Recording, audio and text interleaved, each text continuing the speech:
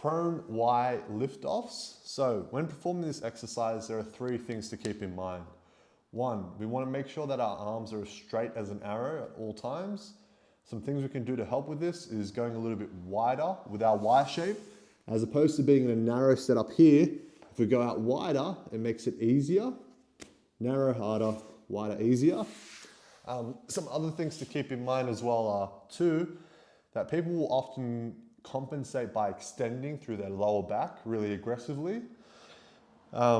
We want a little bit of extension through our mid to lower back, that's okay, but we don't want any sort of excessive extension happening. Otherwise, it's just compensating too much. We really want to be working on the range of motion coming from your shoulders and upper back.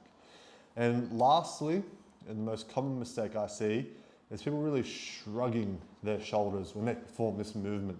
We want to avoid any sort of shrugging. In fact, you want to imagine that you're keeping your neck and shoulders somewhat relaxed, and this will help put your shoulder blades in a better position. So, when it comes to the actual movement itself, laying down flat on your tummy, hands and thumbs up, they're going to be in a Y position, and again, if you need to go wider, especially if that means you can practice better technique.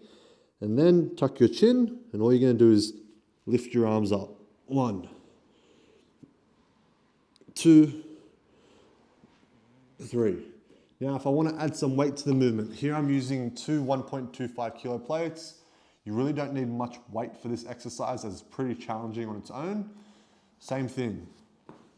Nice and wide in a Y shape, thumbs up to the sky.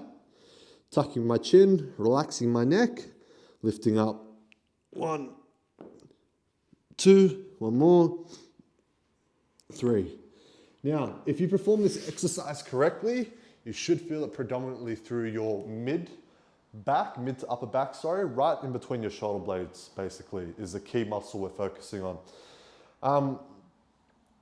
Some things you have to be careful of, again, like I said, keep your arms straight.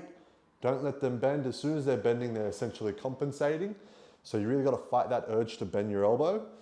And other than that, using momentum.